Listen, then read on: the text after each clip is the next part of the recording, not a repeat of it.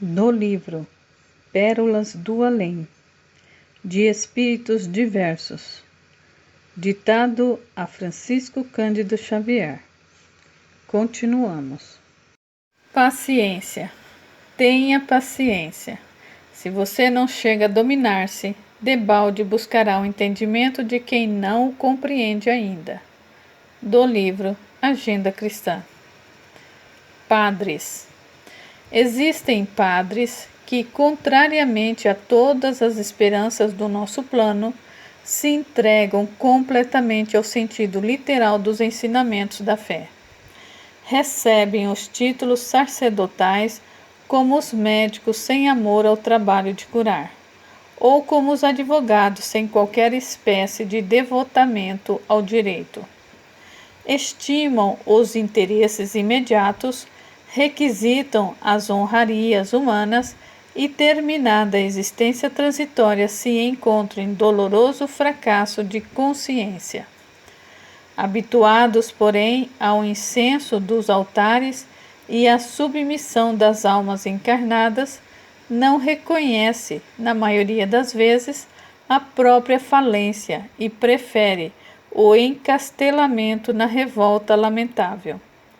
Acostumados à fácil aquisição de vantagens convencionais na crosta, pretendem resolver, depois da perda do corpo físico, os problemas espirituais pelo mesmo processo, e encontrando tão somente a lei, que manda conceder a cada um segundo as suas obras, não raro agravam a situação, internando-se no escuro país do desespero, onde se reúnem as inúmeras companhias da mesma espécie.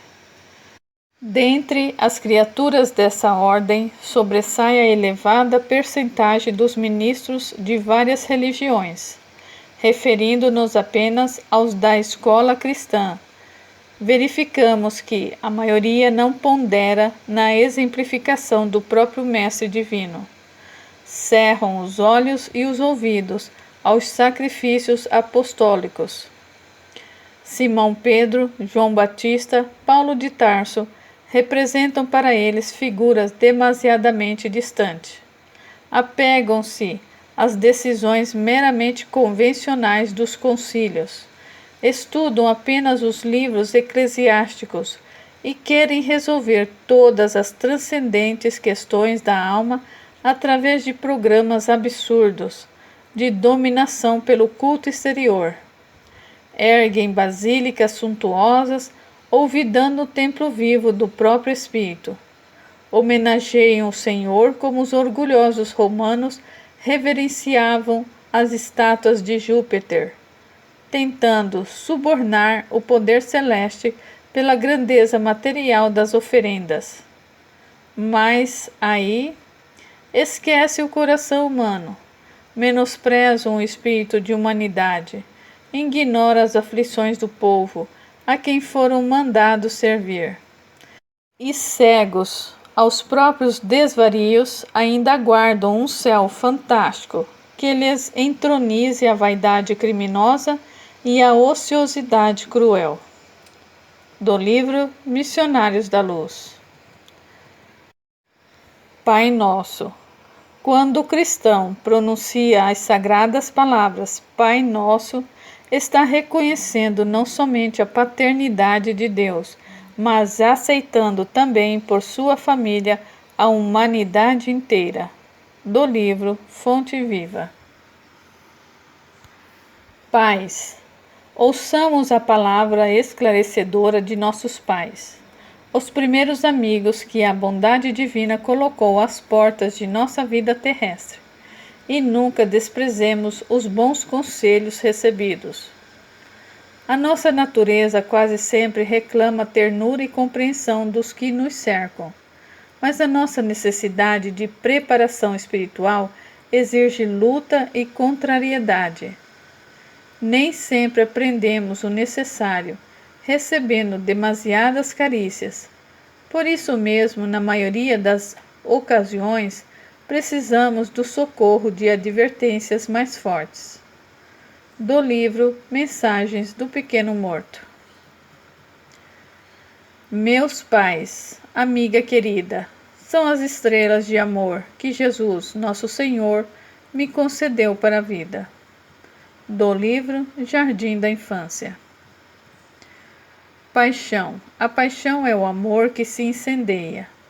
De João de Brito, do livro Falando a Terra. Palavra. Em toda a parte, a palavra é índice de nossa posição evolutiva. É indispensável aprimorá-las, iluminá-las e enobrecê-la. Do livro Vinha de Luz. A palavra desempenhada significativo papel nas construções do espírito, sermões e conferências de sacerdotes e doutrinadores em variados setores da fé, sempre que inspirados no infinito bem, guardam o objetivo da elevação moral. Do livro Nos Domínios da Mediunidade. A palavra do Cristo é a luz acesa para encontrarmos na sombra terrestre, em cada minuto da vida, o ensejo divino de nossa construção espiritual. De Meimei, do livro Vozes do Grande Além. Palavra dos Mortos. Terá bastante força a palavra dos mortos para despertar a consciência dos vivos? Não acredito. Mas se Jesus, que é o divino Senhor da humanidade, continua semeando a verdade e o bem, por que deixaríamos nós outros de semear? Do livro Lázaro Redivivo. Papado. Há quem tente justificar esses longos séculos de sombra pelos hábitos e concepções daquele tempo. Mas a verdade é que o progresso das criaturas poderia dispensar esse mecanismo de crimes monstruosos. Por isso, nos débitos romanos pesam essa responsabilidade tão tremenda quanto dolorosa. A Inquisição foi obra direta do papado, e cada personalidade, como cada instituição, tem o seu processo de contas na justiça divina. Eis porque não podemos justificar a existência desse tribunal espantoso, cuja ação criminosa e perversa entravou a evolução da humanidade por mais de 6 longos séculos. Do livro A Caminho da Luz. Desde a 10ª perseguição, que o cristianismo era considerado em Roma como doutrina morta, mas os prepostos do mestre não descansavam, com o nobre fim de fazer valer os seus generosos princípios. A fatalidade histórica reclamava sua colaboração nos gabinetes da política do mundo, e ainda uma vez a indigência dos homens não compreendeu a dádiva do plano espiritual, porque logo depois da vitória, os bispos romanos solicitavam prerrogativas injustas sobre os seus humildes companheiros de episcopado. O mesmo espírito de ambição e de imperialismo, que de longo tempo trabalhava o organismo do império, dominou igualmente a Igreja de Roma, que se arvorou em chefe e censora de todas as demais do planeta. Cooperando com o Estado, faz sentir a força das suas determinações arbitrárias. 300 anos lutaram os mensageiros do Cristo, procurando ampará-la no caminho do amor e da humildade, até que a deixaram enveredar pelas estradas de sombra para o esforço da salvação e da experiência. E tão logo a abandonaram ao penoso trabalho de aperfeiçoar-se a si mesma, eis que o imperador Focas favorece a criação do papado, no ano de 607. A decisão imperial facultava aos bispos de Roma prerrogativas e direitos até então jamais justificados. Entronizam-se mais uma vez o orgulho e a ambição da cidade dos Césares. Em 610, Focas é chamado ao mundo dos invisíveis, deixando no orbe a consolidação do papado. Dessa data em diante, ia começar um período de 1260 anos de amarguras e violências para a civilização que se fundava. Do livro A Caminho da Luz. A história do papado é a do desvirtuamento dos princípios do cristianismo, porque pouco a pouco o evangelho quase desapareceu sob as suas despóticas inovações.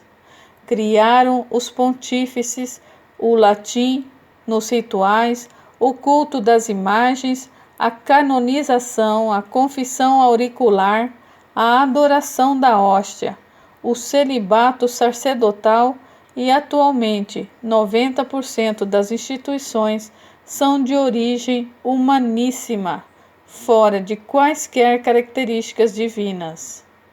Do livro Emmanuel. Paranoicos. Paranoicos revoltados, em vozerio e barulho, são avisos dolorosos contra os flagelos do orgulho. De Cassimiro Cunha, do livro Vozes do Grande Além. Particularismo. Todo particularismo é cárcere. Lembre-se de que as dádivas do Pai são comuns a todos nós, que as ideias não têm nome e de que o Espírito é universal. Do livro Cartilha da Natureza. Passes.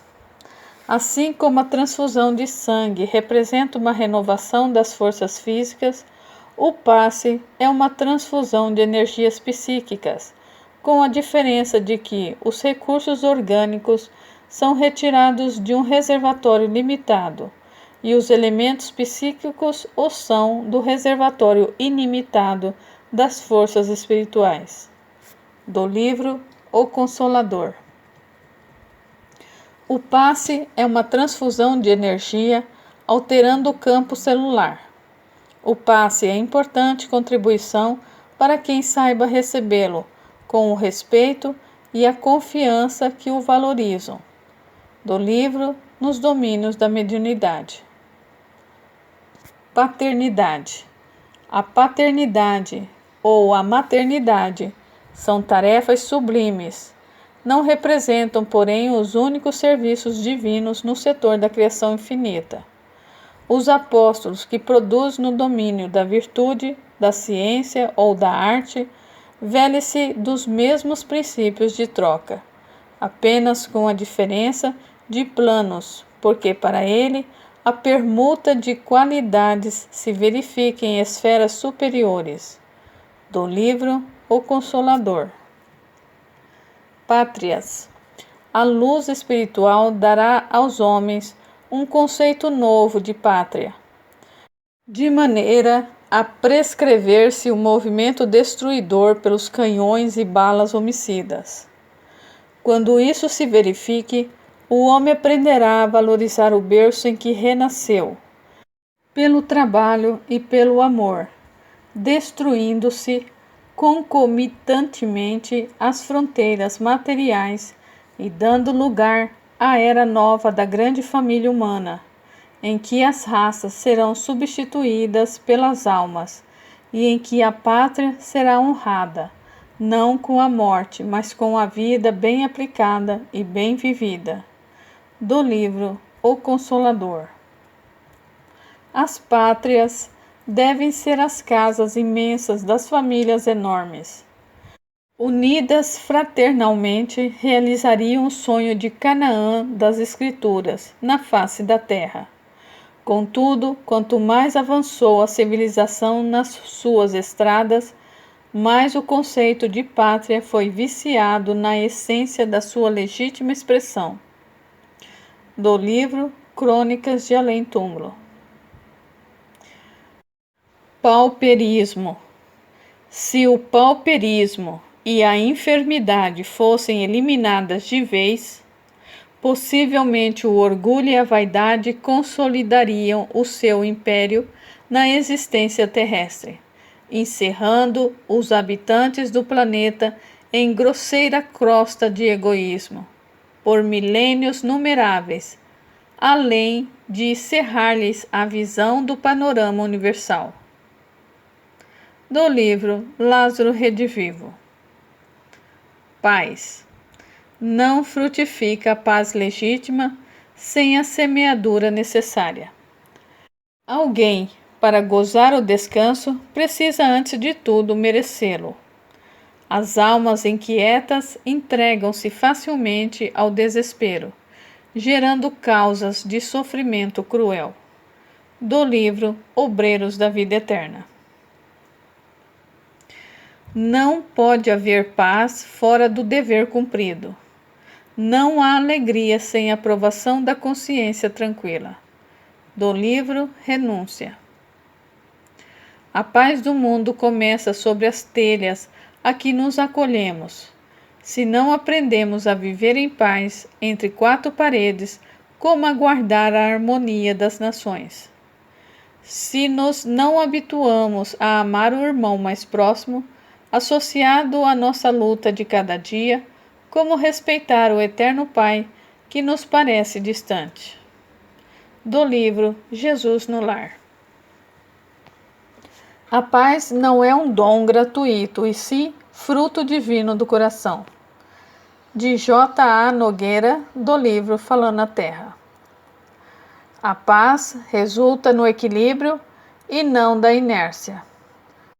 De Joana Angélica, do livro Falando a Terra. Paz não é indolência do corpo, é saúde e alegria do espírito. Do livro Fonte Viva. Pedir. É justo pedir. Entretanto, é preciso igualmente saber receber as dádivas e distribuí-las. A própria natureza oferece as mais profundas lições nesse sentido. Deus dá sempre. A fonte recebe as águas e espalha os regatos cristalinos. A árvore alcança o benefício da seiva e produz flores e frutos. O mar detém a corrente dos rios e faz a nuvem que fecunda a terra. As montanhas guardam as rochas e estabelece a segurança dos vales. Somente os homens costumam receber sem dar coisa alguma. Do livro Reportagem de Além Túmulo. Pedir é mais que natural. No entanto, é razoável saber o que pedimos. Habitualmente trazemos para o Espiritismo a herança do menor esforço, aurida nas confissões religiosas que nos viciaram a mente no culto externo excessivo, necessitando, assim, porfiar energicamente para que a vocação do petitório sistemático ceda lugar ao espírito de luta com que nos cabe aceitar os desafios permanentes da vida. De Batuíra, do livro Vozes do Grande Além. Pensamento. O pensamento é força viva em toda parte. É a atmosfera criadora que envolve o Pai e os filhos, a causa e os efeitos, no lar universal. Nele transformam-se homens em anjos a caminho do céu excessivo, necessitando, assim, porfiar energicamente para que a vocação do petitório sistemático ceda lugar ao espírito de luta com que nos cabe aceitar os desafios permanentes da vida. De Batuíra, do livro Vozes do Grande Além. Pensamento.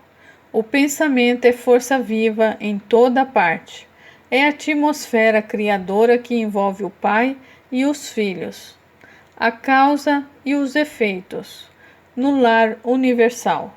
Nele transformam-se homens em anjos a caminho do céu, ou se fazem gênios diabólicos a caminho do inferno. Do livro Nosso Lar. O pensamento em vibrações sutis alcança o alvo, por mais distante que esteja. A permuta de ódio e desentendimento causa ruína e sofrimento nas almas. Do livro Nosso Lar. As fontes do pensamento procedem de origem excessivamente complexas. E, nesse sentido, cada criatura humana, nos serviços comuns, reflete o núcleo de vida invisível a que se encontra ligada de mente e coração.